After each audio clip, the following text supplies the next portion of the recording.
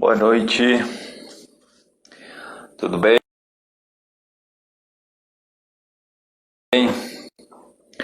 Vamos esperar um pouquinho, umas pessoas entrarem nessa live e já vamos começar, tá? Buenas noches, Guilherme. Tudo bem, professor Anderson? Boa noite, Alex. Então, meu convidado já está entrando daqui a pouco. Boa noite a todos. Eu sou Roberto Mezzaniella, isso aqui é o Café Pericial. No dia de hoje a gente vai falar sobre perícia em áudio e em vídeo.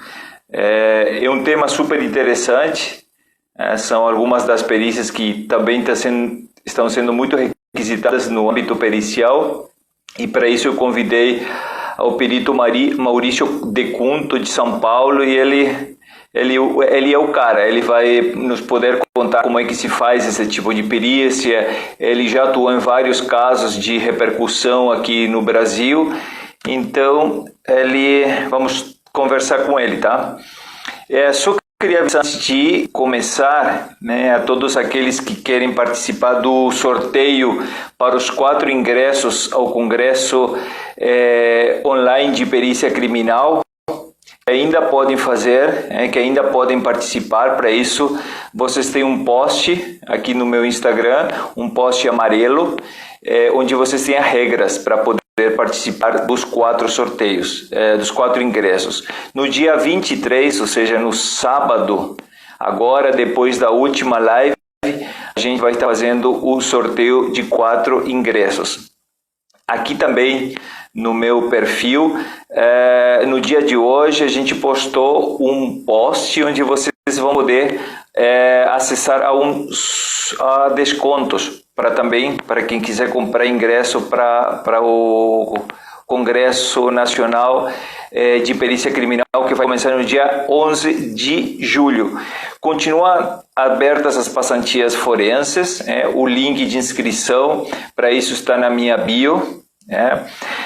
Na sexta-feira, a gente vai conversar com o senhor César Coronel, do Equador. Ele é o pai do subtenente César Coronel. É um caso super interessante, para quem quiser acompanhar já pode agendar isso, sexta-feira, 20 horas.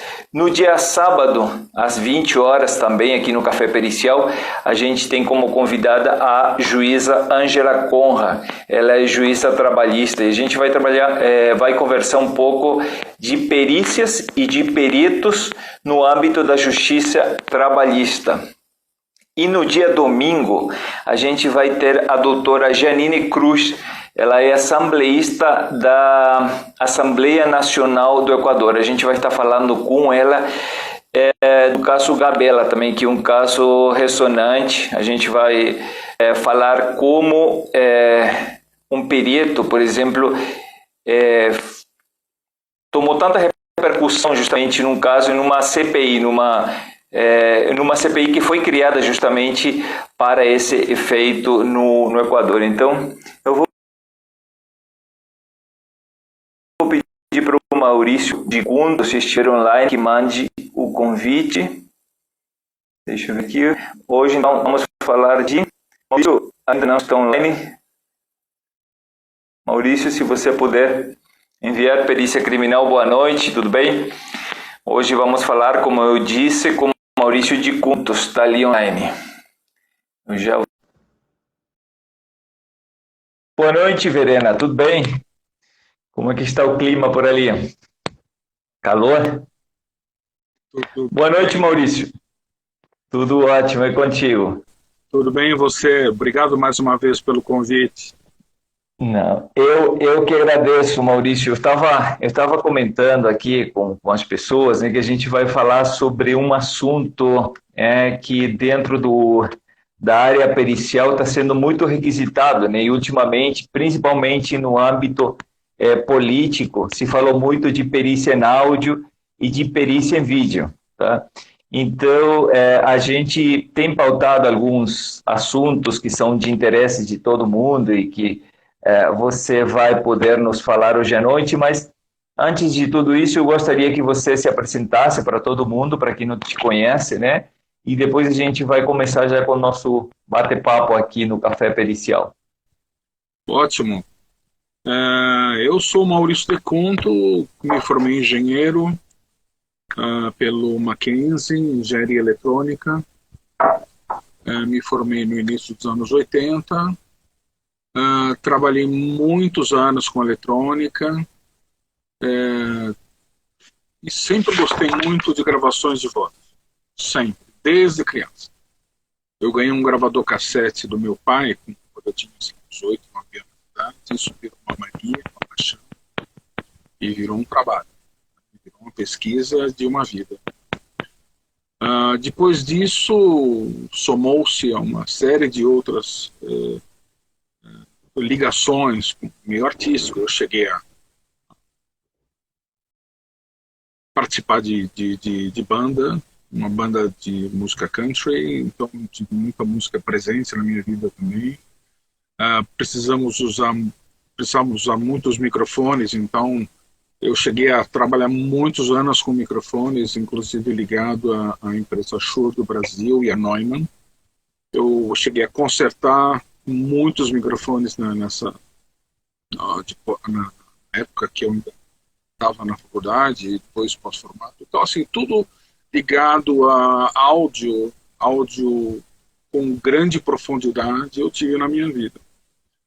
Tenho um conhecimento bastante, assim, não só geral, mas em alguns pontos específicos bastante concentrado, e comecei a atuar na área pericial como um passatempo. Eu achava a área muito interessante e comecei a investir muito nisso,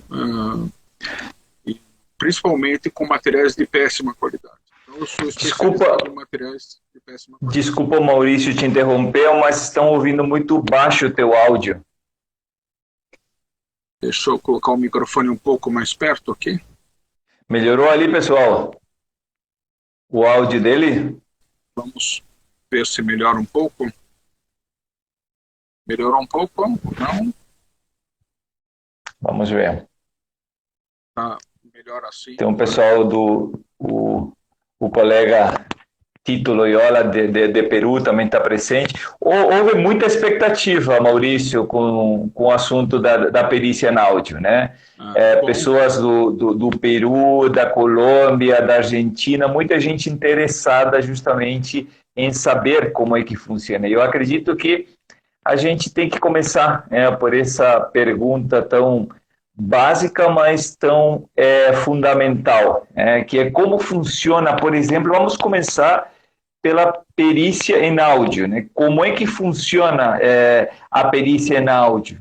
Por exemplo, se eu tenho uma gravação, chegou uma gravação para mim e a pessoa quer, por exemplo, saber se ela tem algum tipo de alteração, como é que se inicia esse trabalho, Maurício?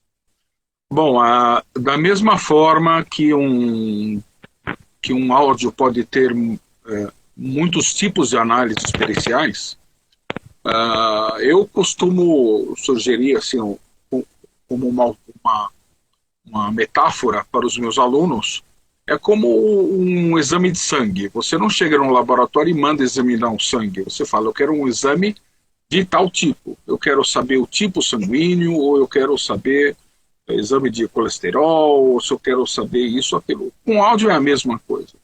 É comum advogados me pedirem uma perícia de áudio e eu não sei do que se trata. Porque você pode fazer dezenas de tipos de análise numa gravação de áudio.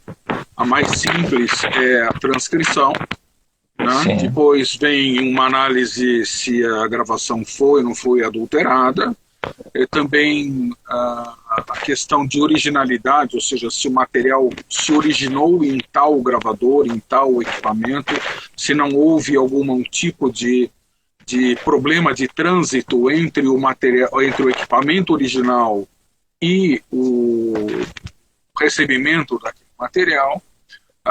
Uma coisa que acontece com extrema frequência no judiciário tem-se uma gravação, só que ela é muito grande, tem-se dificuldade de colocar isso no processo e converte tudo para MP3 para ficar pequeno. E aí você mata a prova, né? Você não tem a materialidade, a originalidade do material. Isso é extremamente comum. Tanto é muito comum. Tanto é que, assim, quando alguém cita o termo cadeia de custódia, até com um pouco de sarcasmo e ironia, eu rio, porque o próprio judiciário não respeita esse ponto inicial básico, né? Raríssimos são os casos que eu vejo que materiais são preservados. Então, por exemplo, no caso para verificar se uma gravação foi editada, o melhor exercício é treino, ou seja, você ouve muitas gravações, você pede, por exemplo, para colegas editarem para você ouvir, ou você pega gravações de terceiros que foram propositalmente editadas por bons profissionais e você treina. Eu tive a oportunidade na minha vida de ouvir muitos milhares de gravações. Então a gente acaba tendo um ouvido muito bem treinado. Então a gente usa muito análise de contexto, ou seja, a gente pega uma gravação e ouve inteira muitas e muitas vezes. É comum eu ouvir uma gravação centenas de vezes. Teve uma gravação que eu recebi na década passada, meados de, acho que 2008 ou 2009, que a gravação tinha 8 segundos e meio. Eu levei 4 meses de trabalho e ouvi algumas milhares de vezes, porque era uma gravação feita numa fita de microcassete, na metade da velocidade, de uma secretária eletrônica, e a pessoa sussurrou a mensagem. Então, eu não contei, mas 2, 3 mil vezes ter ouvido esse material, no mínimo, né? Porque o cérebro funciona muito bem quando você incorpora o material e deixa ele analisar. Nenhum software consegue fazer isso. Nada é tão poderoso como o nosso cérebro. A gente usa também alguns equipamentos e programas de computador para ajudar isso, e principalmente para poder documentar isso no laudo. Eu uso análise de espectro, análise de espectrograma, análise de forma de onda, onde a gente vê qualquer tipo de comportamento não convencional, ou seja, a gente acaba desconfiando de alguma coisa, e nessa desconfiança a gente pode conseguir identificar a presença de alguma edição. Mas que tipo de edição, por exemplo, são comuns, Maurício? Por exemplo, eu posso citar um exemplo que foi muito divulgado na mídia sobre questões de edição, que foi o caso do Joesley Batista, que gravou, na época, o presidente Michel Temer, em 2017, no início de 2017, e muito se falou que a gravação era editada. Então, o que acontece? Eu fui convidado pelo perito Ricardo Molina, de Campinas, e fizemos o trabalho juntos. E somente eu dediquei mais de 150 horas, talvez 200 horas do meu tempo, analisando essa gravação. Então, o que nós chegamos à conclusão? Que a gravação ela tinha um problema no gravador. Ou seja, o gravador ele tinha um erro sistêmico, um erro eletrônico. E ele, de tempos em tempos, ele fazia um tipo de desligamento. Isso, você poderia colocar em contexto como é que aconteceu essa gravação, digamos, porque assim, muita gente que nos acompanha agora, eles não sabem, talvez o nome do ex-presidente Temer, eles conheçam, né, porque foi o presidente do Brasil, mas do Joesley Batista, eles não sabem quem é, e não sabem o contexto de onde se deu justamente essa gravação e por que teve justamente uma repercussão muito grande aqui no Brasil. Você poderia, por favor, colocar isso? Claro. O Joesley Batista, ele era sócio com o irmão de um grande conglomerado ligado a frigoríficos, e ele tinha negócios no exterior, ou seja, conseguiu empréstimos do BNDES de grande monta. O BNDES é o banco de fomento, de financiamento social, e ele sempre precisava de algum tipo de favor, de algum tipo de acordo, de algum tipo de beneficiamento em alguma área específica ou não, e ele gravou o presidente para buscar algum tipo de prova, para buscar Isso forma. Isso ficou claro, evidente, provado que foi o Joesley, digamos, quem estava nesse momento gravando essa conversa, né? Sim, não pela gravação em si, mas pelo cenário em si, porque a gravação ela é de péssima qualidade, você não consegue jurar que é o Joesley, mas tem uma série de elementos que situam ele nessa situação, então, nesse cenário. Então, tinha a agenda marcada, tinha o motorista que levou o Joesley até o palácio, ou seja, teve-se também o evento do motorista estar ouvindo a rádio CBN no carro, né? E ele não desligou o rádio enquanto ele esperava o Joesley, que estava em reunião com o presidente.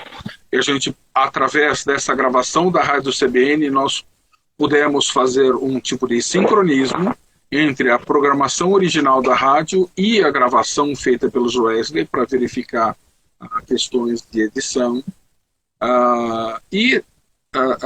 Isso aconteceu em 2017, eu não me lembro tanto dos detalhes, mas segundo foi divulgado, o Joesley ele queria, de alguma forma, baseado em algum tipo de prova, fazer algum tipo de ameaça, talvez, ao presidente, e para conseguir algum tipo de solução, algum tipo de favor, alguma coisa de uma forma mais fácil. Agora, a gravação ela foi muito divulgada, dizendo frases que não são verídicas. Ou seja, existe uma coisa chamada pareidolia. Ou seja, você, quando olha para as nuvens, você pode encontrar uma formação de nuvens que lembram um cachorrinho, um urso, ou alguma figura conhecida. E isso é baseado numa ligação da cena que você está vendo com a sua memória, e aquilo acaba fazendo uma ligação. Então, quando você bate o olho e enxerga aquilo lá, você fala, aquilo é um cachorrinho, né? Óbvio que não é um cachorrinho, mas o fenômeno se chama pareidolia, todos nós temos, e quanto mais a gente vive, mais a gente adquire. O extremo da pareidolia começa a virar uma doença. Então, a pareidolia, como se conhece, ela é 95% visual. Há quem diga que ela é só visual. Eu recebo muitas gravações onde clientes e advogados e pessoas assim, de todos os tipos me mandam dizendo que tem alguém falando numa certa gravação e sobre tais assuntos. Podem ser ligados a questões conjugais, traição e coisas desse tipo. E às vezes eu vou ouvir a gravação e tem apenas um grande chiado, né? Então a pessoa consegue, através de uma pareidolia acústica, pegar aquele chiado e achar que aquilo tem uma explicação dentro da cabeça dele, que é alguém falando tais palavras. Tem um caso clássico que aconteceu comigo, onde um sujeito ele instalou um gravador no banheiro da esposa dele, Tinham 2 banheiros, ele colocou perto do chuveiro e, enquanto a esposa dele tomava banho, ele gravou o som do banho e depois ele me avisou e se assegurou dizendo que ela, enquanto tomava banho, falava o nome dos amantes, né? E você ouve a gravação, não há um pingo de voz na gravação dele. Ou seja, a pessoa, ela beira ela começa a chegar próxima da esquizofrenia. Eu estudei esse assunto, fiz uma pesquisa particular durante cerca de 5 anos, para poder ter até elementos para poder explicar isso para juízes, advogados. Ou seja, existe a pareidolia visual, todo mundo já ouviu falar, e eu acrescento, existe a pareidolia acústica, além da visual, a tátil, a olfativa, né, onde você pode remeter qualquer tipo de sensação a alguma memória sua embutida. Então, por exemplo, digamos que quando criança alguém teve uma sensação horrível de uma cobra passando pelo meio pelo antebraço, né? Aquela sensação de uma coisa gosmenta deslizando. Aí a pessoa, por exemplo, 30, 40, 50 anos depois, passa o mesmo braço num casaco de alguém e remete à mesma sensação de quando tinha 8 anos de idade. Então isso é uma sensação, essa ligação é uma pareidolia tátil, né? Então, assim, esse ambiente é muito contaminado por achismos, ou seja, a pessoa acha que tem alguma coisa. E nós temos a obrigação de esclarecer quando existe realmente alguma coisa. Tá. Maurício, ali tem uma pergunta que eu achei interessante, o Oscar que está fazendo. Ele pergunta se existe alguma outra maneira eficaz de fazer a comparação de voz além de um espectrograma. Na verdade, assim, qualquer perícia que envolve voz, para identificar uma pessoa, tem que se ter um imenso cuidado. Primeiro, a gravação questionada, que muitas vezes é feita através de uma escuta ambiental, né, de um gravador escondido atrás de um arbusto, ou atrás de um vaso, dentro de um livro, dentro de um guarda-roupa. Em geral, a gravação é ruim. Também se tem gravações que são telefônicas, por exemplo, através de empresas de teleatendimento, caracterizado como bancos, grandes lojas, concessionárias de energia, gás, telefone, telecomunicações. Essas gravações, elas são de péssima qualidade. Eu já cheguei a analisar muitas e muitas e muitas delas. E não existe uma preocupação em ter materiais de boa qualidade.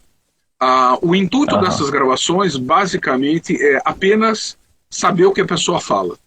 Não existe preocupação em preservar a estrutura linguística e fonética daquela voz. Então, a única coisa que pode se fazer é, primeiro, ouvir muitas vezes a gravação e utilizar de elementos da linguística e da fonologia para tentar identificar traços daquela pessoa. Então, por exemplo, a pessoa tem um sotaque do sul do país, ou do norte do país, ou no caso do Brasil, o sotaque de Minas é muito característico, de Minas Gerais, o sotaque do Nordeste também é muito característico, do Pará, de Goiás, do Rio Grande do Sul, do Carioca, no Rio de Janeiro. Então, todas essas características que são ligadas ao regionalismo ajudam na perícia. São pontos que a gente marca, ouve-se muitas vezes e a gente monta isso numa tabela. Paralelamente, nós também fazemos uma análise dos trejeitos da voz. Por exemplo, existe dentro da linguística uma parte chamada prosódia, Por exemplo, a pessoa pode falar de forma extremamente plana, sem usar graves e agudos, de uma forma monótona e cansativa, de ponto que as pessoas dormem, né? Aham. Então, esse é um tipo de voz, e tem a pessoa que fala agudo e grave, porque ó, quando você tem diferentes climas, né, de voz, onde a frequência muda muito, né, ou a frequência muda pouco, você também tem uma característica da pessoa. A outra questão não é só na questão do som, mas é do vocabulário. Então, por exemplo, existem palavras que... por exemplo, uma fruta que pode ter um nome em São Paulo tem um nome, no Nordeste tem outra, né? Eu acho que... agora me fugiu um nome para exemplificar, mas uma fruta chamada macaxeira, acho que não lembro se é abóbora, né? Ou seja, são nomes... O aipim. O aipim também. Exatamente. Então, são alimentos que têm um nome específico numa certa região, e outra região tem outro nome. Então, você também adiciona essas questões durante o exame. Agora, vamos imaginar, por exemplo, um caso que eu recebi recentemente, onde a gravação tem 5 minutos. É uma gravação de teleatendimento de uma empresa, e tem 5 minutos. Só que o cidadão que fala, o cidadão que precisa ter sua voz analisada, tem no total 1 minuto e 10 segundos. Só que nesses 1 minuto e 10 segundos, boa parte tem contágio, tem uma contaminação de ruídos ambientais. Você ouve um vazamento dos outros atendentes. Então eu fui cortando para só manter um pedaço que tinha só a voz dele. Isso deu 25 segundos, mais ou menos. Como é que você pode, em 25 segundos, fazer uma análise que caracteriza a pessoa? Ou seja, atribuir a responsabilidade assim, ligada a um cidadão. Então, eu sempre peço, né? Eu explico para advogados, explico nas minhas aulas, eu explico para muita gente. É importante que a gravação ela seja longa, minimamente longa. Porque na hora o que seria minimamente longa? Quanto tempo seria o ideal? Olha, eu acredito que um período de 3, 4 minutos, pelo menos, de você ter uma fala espontânea do cidadão, né, eu acho que você consegue tirar alguma característica fonológica da pessoa, seja de regionalismo, seja, você acaba tendo um vocabulário maior que é dito. Agora, por exemplo, o telemarketing costuma agir assim. Perguntam, por exemplo, o senhor é o senhor Roberto? Sim. O senhor mora na rua tal, número tal? Sim. Como é que você vai avaliar uma voz que a pessoa só diz palavras monossilábicas? Isso é extremamente comum. Eu diria que mais de 80%, 85% das gravações que eu recebo tem esse tipo de comportamento. Maurício, uma pergunta que veio agora na minha cabeça. Quais são os quesitos mais comuns que chegam para você em questão de perícia de áudio, por exemplo? O que mais o advogado pede para você ou a justiça pede para você, por exemplo? Sabe, isso é uma pergunta muito interessante, extremamente interessante. Teve um fato que aconteceu alguns anos atrás, onde uma perita do Ministério Público do Rio de Janeiro, mais um outro perito aqui de São Paulo, mais acho que um outro do Sul, trataram de um assunto e falou-se de vários parâmetros de análise acústica da voz. Um dos parâmetros foi digitado errado. O nome é jitter, J-I-T-T-E-R, jitter. E na hora de digitar, se escreveu gister. Ao invés de jitter, ficou gister, né? Eu recebi muitas vezes advogados falando: eu quero que você faça análise de gister, né? Então esse ficou o quesito mais comum, porque o advogado não sabe o que pedir. Então ele copia e cola de alguns lugares e solicita. ele nem sabe do que se trata, mas ele pede esse tipo de coisa. Então, só para citar rapidamente, jitter e shimmer são microparâmetros da voz, né? Por exemplo, se você estudar a fundo a voz, ela tem microtremores. Esses microtremores só aparecem se a gravação for muito boa. Então, numa gravação ambiental de má qualidade, uma gravação telefônica de interceptação, você não consegue pegar esse parâmetro e usar isso como uma forma de identificar a pessoa. Apesar de que tem muita gente que usa. E não tem nenhum sentido. Né? Nem absolutamente nenhum sentido. Esse é o quesito que mais apareceu. Hoje aparece menos, mas aparecia muito. Tem uma pessoa ali que diz que continua aparecendo para ela. Porque o assunto perícia de voz é um assunto que pouquíssima gente conhece. A única coisa que é mais comum é o termo degravação, que para mim não tem absolutamente nenhum sentido. Eu acho que transcrição, ou transcrição forense, ou transcrição literal é algo mais fácil de entender. Degravação é um termo que foi criado, se não me falha a memória, pela polícia e ficou, esse termo ficou. Então a transcrição é o mais comum, então as pessoas pedem, elas acabam pedindo às vezes a transcrição de todo de documentos multimídia em geral, áudios e vídeos, né? E uma coisa que também é comum às vezes tem-se um grande número de gravações dentro de um telefone celular e alguém fala, eu quero saber se essas gravações que estão no telefone celular são todas íntegras.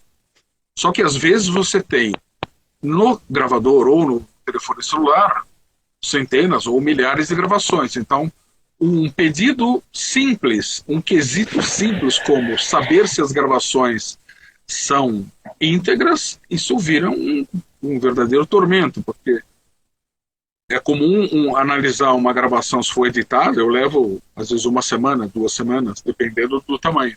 Agora imagina alguns milhares de gravações, eu preciso pedir uns 6, 7, 8 anos para... Às vezes eu tenho que juntar uma equipe para poder fazer o trabalho.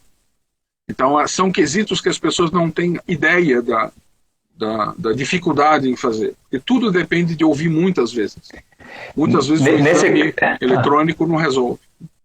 No caso da perícia que foi feita no áudio entre o Temer e o Joesley, foi pedido justamente que seja verificada a integridade? Foi solicitado uma série de coisas, né? O advogado do Temer, ele queria saber, queria entender o que acontecia na gravação. Nós notamos que a gravação ela tinha cerca de 30 minutos, aproximadamente 30 minutos, só que quando nós sincronizamos a gravação com a programação da Rádio CBN, que estava sendo ouvida pelo motorista do Joesley, então nós temos no início da gravação um programa de entrevistas da Tânia Morales, que é uma jornalista, radialista da Rádio CBN. Quando o Joesley voltou para o carro, ele voltou com o gravador ligado e ele pegou um pedaço também da programação da Rádio CBN. Então nós pudemos observar que faltava um trecho de, não lembro agora exatamente, mas na ordem de 6 minutos, 7 minutos. Qual foi o nosso espanto? Que muita gente na mídia, que não entende do assunto, disseram que ela foi editada, disseram que foram retiradas partes que não eram importantes, só que não encontramos indício nenhum disso. O fato é, o gravador ele tinha um comportamento estranho, ele tinha um defeito. Então, a cada determinado momento, ele parava e ele voltava a funcionar. Uma coisa desse tipo. Ele interrompia e voltava a funcionar. Não importa se tinha som acontecendo, ou um som alto ou som baixo, ele tinha um comportamento errático. Era uma Era um comportamento assim, Um defeito. um defeito, né? Eu presumo o seguinte: depois de ver as fotos do gravador no laudo da Polícia Federal, esse gravador nós não tivemos acesso. O gravador ele foi retirado da embalagem original, que lembrava um pendrive, aquilo foi aberto e foi enrolado algum tipo de borracha, como uma fita isolante, alguma coisa assim, um material isolante qualquer, para não parecer um pendrive, né? Aí, o que acontece? Quando você tira o equipamento da embalagem, a embalagem é um tipo de gaiola, ela protege o equipamento, né? E a gravação foi feita, se não me falha a memória, em março de 2017. Março de 2017, em Brasília, faz muito calor. Então é provável que o Joesley tenha colocado esse gravador dentro de um bolso da calça, deve ter suado, alguma coisa assim. O suor deve ter atacado a eletrônica do equipamento. O suor tem muito sal, né? Aquilo conduz energia elétrica e pode criar uma infinidade de problemas eletrônicos ao equipamento. Eu fiz inúmeras simulações com outros tipos de gravadores, não sabendo exatamente qual era o equipamento, mas eu fiz assim, estudos paralelos, usando vários gravadores, na ordem de 6, 7, 8 gravadores diferentes. Eu abri, fotografei com microscópios, procurei as funções dos circuitos integrados dos gravadores para entender a dinâmica de funcionamento, ou seja, um estudo gigantesco, mesmo que fosse não absolutamente verídico daquele gravador específico. Mesmo porque não houve comprovação que aquele gravador que ele entregou para a Polícia Federal foi realmente o gravador que foi utilizado, porque as gravações foram entregues num CD. Era a minha outra pergunta, né? Porque assim, muito se fala da cadeia de custódia, né? E eu acho que, como em toda outra perícia, ou outras perícias, na perícia fonética ou na perícia de áudio e de imagem também, ela é importante. Nesse caso em particular, como foi essa cadeia de custódia? Onde nasce? Eu conheço muito pouco desse caso, assim, em profundidade, mas eu gostaria de saber, justamente, como ela nasce dentro do processo. Essa gravação, ela não tem nenhuma cadeia de custódia. Absolutamente nenhuma. Isso é mencionado em algum laudo? De uma forma muito branda, né? Muito branda. Porque, assim, quando você recebe uma gravação, uma fotografia, um vídeo, um material, um bilhete, pelo correio, sem identificação do remetente, você pode pegar aquele material e usar como prova no processo? É assim que funciona? Não deveria. Não deveria, mas isso é aceito. Então, por exemplo, essa gravação, ela caiu de paraquedas. Ela foi entregue num CD. Foram entregues 2 gravadores no formato pendrive pelo Joesley. Nenhum dos 2 gravadores continha resquícios daquela gravação. A Polícia Federal só faltou fazer uma análise quântica daqueles gravadores e chegou à conclusão que era provável, né, que fosse o gravador. Depois de 100 e tantas páginas de laudo, eles acharam que era provável. Para mim, provável não ajuda muito. Não ajuda, para nada. Então, assim, cadeia de custódia nesse caso não teve nenhuma cadeia de custódia na prática. E qual que foi a conclusão da perícia da Polícia Federal e qual foi a conclusão da perícia de vocês? Bom, nós tivemos muito pouco tempo para fazer esse estudo. Nós recebemos um aviso pela imprensa, pelo rádio, televisão. Na noite da quinta-feira, acho que foi quando foi setembro, deixa eu ver aqui a data. Deixa eu ver.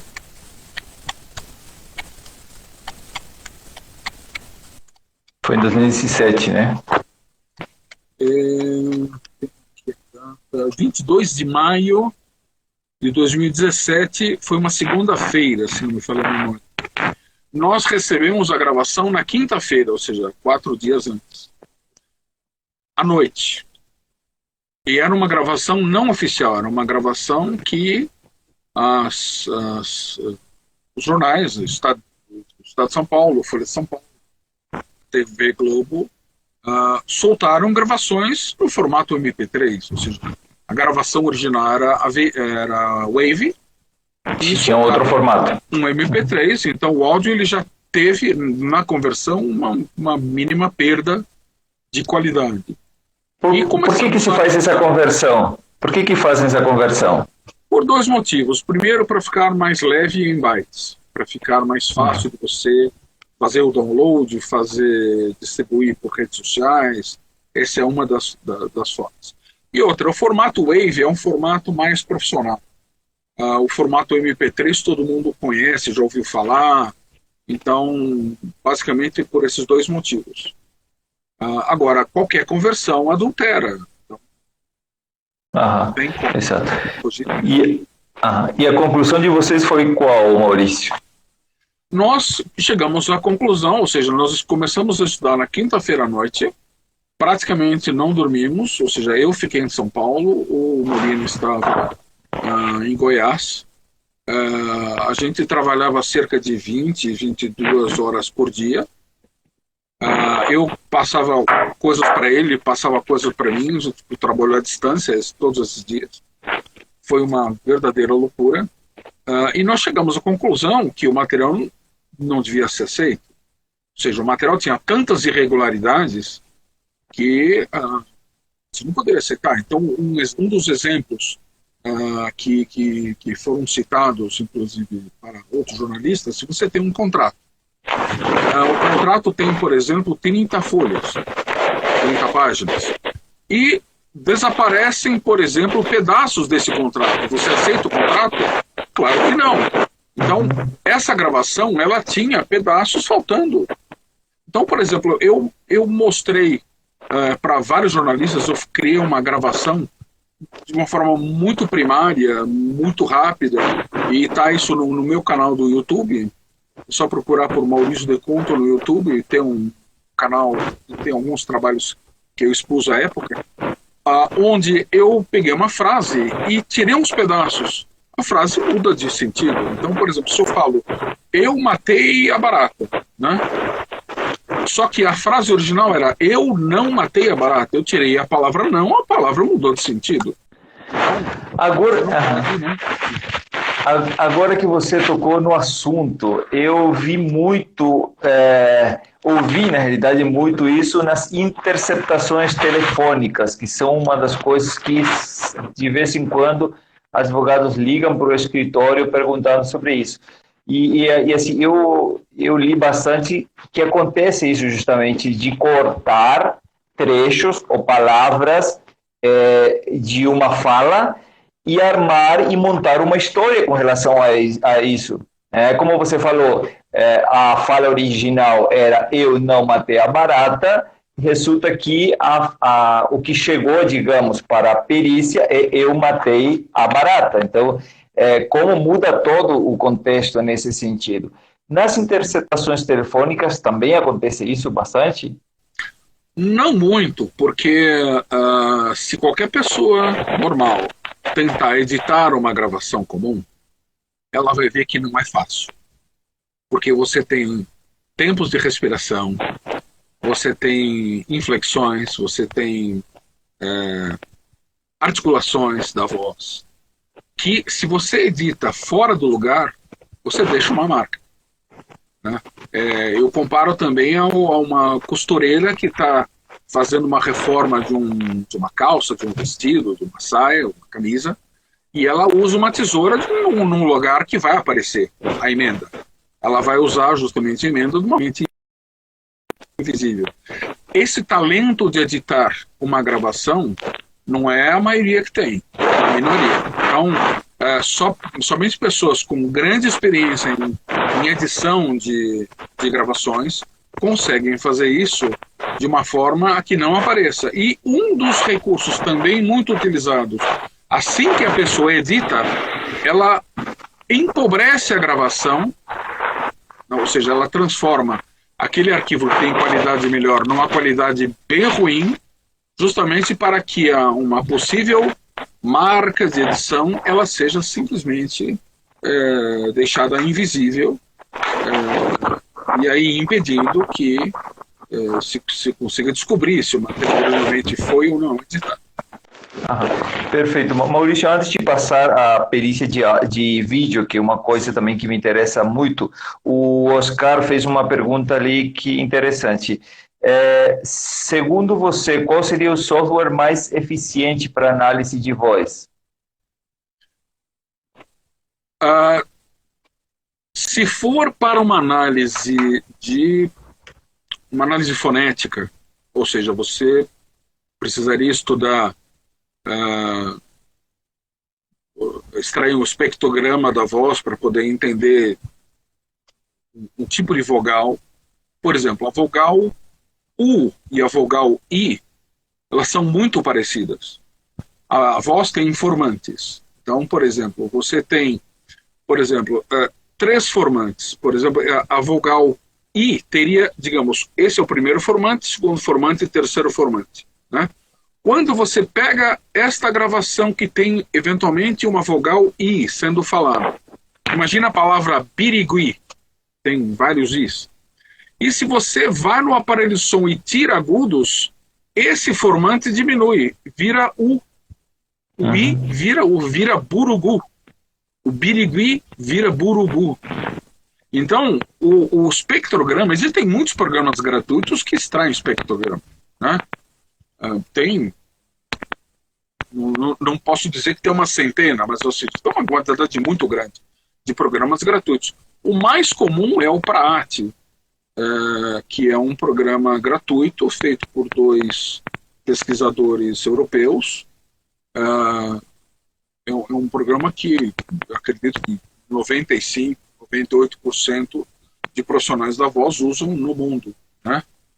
Eu trabalhei nos anos 80 para uma empresa chamada K-Elemetrics, uma empresa americana que produzia um equipamento para análise de sons, não só na área forense, mas na área médica e na área científica. Eu trabalhei muitos anos com eles e eu acabei ganhando uma licença de uso de uma suíte chamada CSL.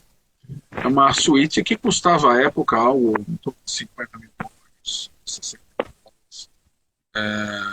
E uso até hoje, né? Então eu me acostumei com essa suíte e gosto dela, apesar de não ser um produto tão moderno, porque a K-Elemetrics ela foi vendida para a Pentax, e apesar de você ter o desenvolvimento do programa ter continuado, ele perdeu muita propaganda, visibilidade, e é um programa caro, é um programa que deve estar hoje custando lá 2, 3, 4 mil dólares.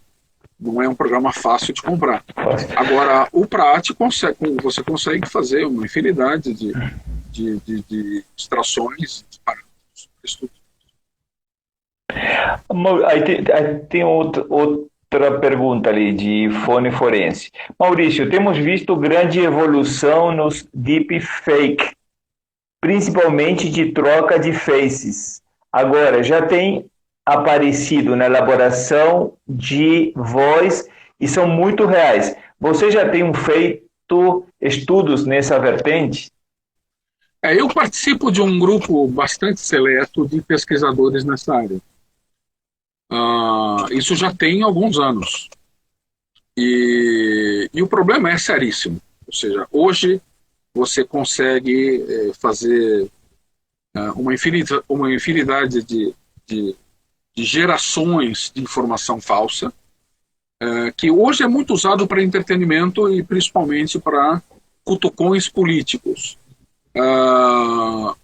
Agora, você hoje tem gerações de som onde determinados softwares conseguem obter, a partir de uma gravação, a impressão digital, entre aspas, da voz. Aí você digita um texto e o software fala com uma imensa proximidade com a voz da pessoa original.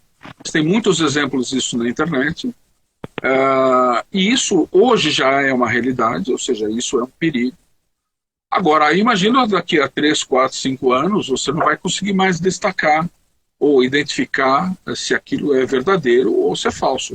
Então, na prática, eu sugiro a não aceitar. Ou seja, não adianta você ter uma imensa experiência se o trabalho é absolutamente perfeito, né? Então, eu acredito que as provas devido a gravações, principalmente gravações questionáveis, assim, executadas em situações não muito claras, devam ser todas, assim, na totalidade, não aceitas. Perfeito, Maurício. Antes de terminar, vamos passar para as perícias em vídeo, né?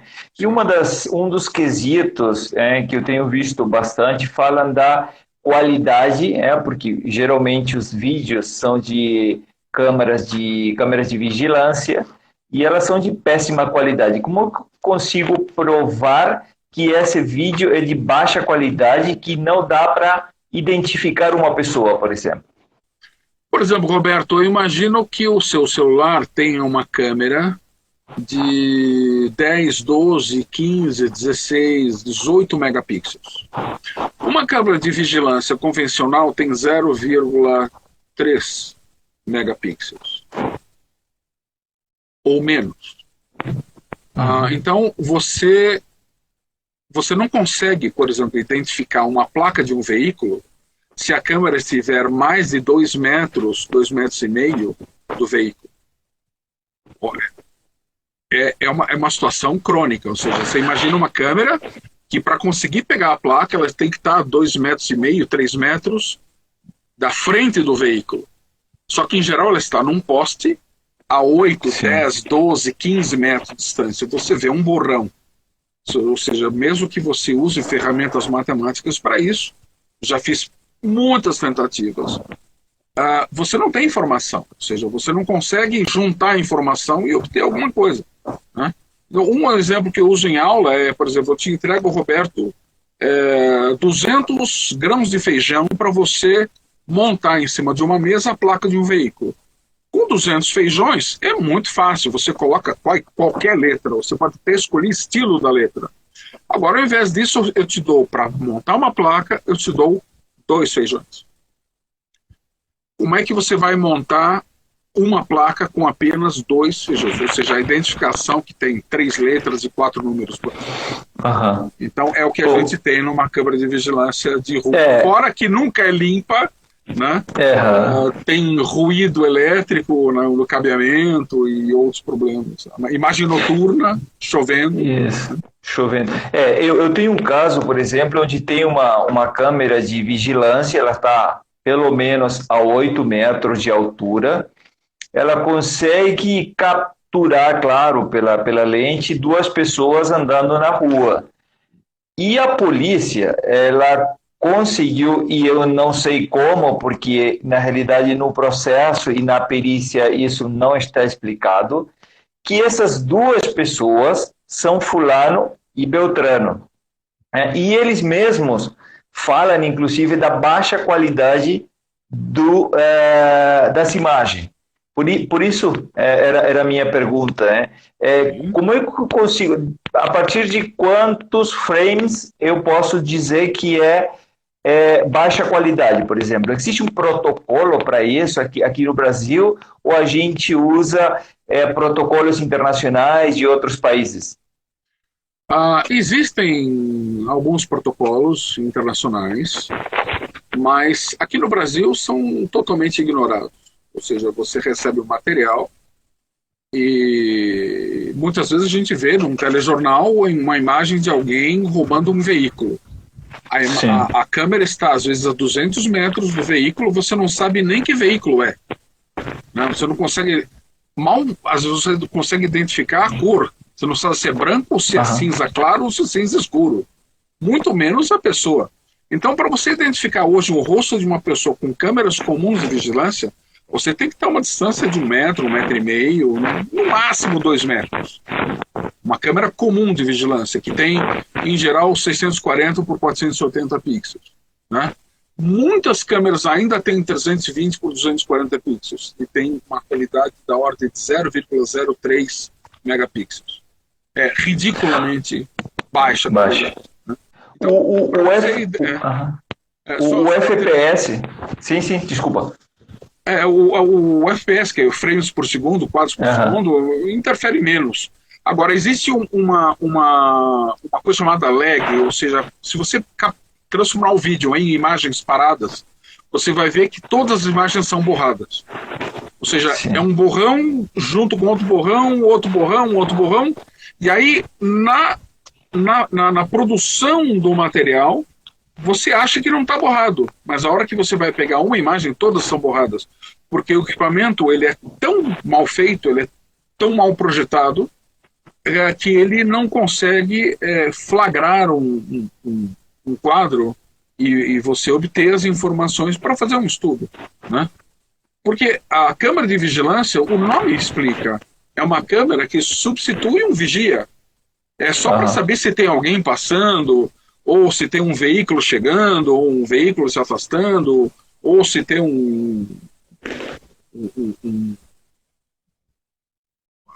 uma aglomeração na frente da empresa ou da casa. Para isso, substitui o vigia. Não foi feita nenhuma câmera de vigilância, foi feita para você fazer um exame forense de identificação facial. Isso a gente tem visto muito, Maurício. Assim, a maioria dos casos envolvendo identificação feita pela polícia de pessoas vem de imagens de câmera de segurança, onde assim, quem tem um olhar um pouco mais aprimorado não consegue identificar quem são as pessoas que estão passando pela frente, sem contar que elas muitas vezes estão se movimentando, muitas vezes o local, o ambiente é escuro também, então não tem como, e eu tenho visto muito isso e sinto assim, um pouco de pavor, né, nesse sentido de dizer, quem está ali é fulano e fulano, e não tem você... Uma coisa que acontece com muita frequência, que eu aceito, isso eu acho bastante razoável. Às vezes você tem, por exemplo, uma câmera de vigilância que é de um prédio, onde você tem um número limitado de pessoas que frequentam aquele prédio. Então, pelo jeito de andar, pelo jeito de vestir, mesmo que a imagem não seja muito boa, você até pode falar, esse daqui parece ser o João, esse parece ser o José, esse parece ser a Maria... Porque a pessoa tem alguns traços. Agora, no meio de uma multidão, você não consegue fazer isso. Então, eu até aceito quando você tem um cenário de pessoas conhecidas. Então, você pode até depois conseguir mais fotografias ou filmagem das pessoas, até o seu jeito de vestir, ou o seu formato de caminhar, digamos assim, de caminhar, né? Às vezes você consegue, mesmo com câmeras de vigilância de qualidade ruim, você não pode garantir, mas você pode dizer isso, tem todos os traços de tal pessoa, né? Que ela chega sempre em tal horário, sempre segurando uma pasta com o braço direito ou esquerdo, usa um boné, ou seja, você coloca aquela pessoa dentro de um cenário. Dentro do cenário, mas aí seria para casos muito especiais e com pessoas, com uma frequência de pessoas muito reduzidas, né? Maurício, nosso tempo está acabando, eu te agradeço, ficam 20 segundos, então eu te agradeço de coração a tua participação. Sigam o Maurício de Cunto aqui no Instagram e no canal de YouTube, ele tem bastante material também, então eu te agradeço muito. Agradeço muito, agradeço também os comentários citados nos comentários aí por texto.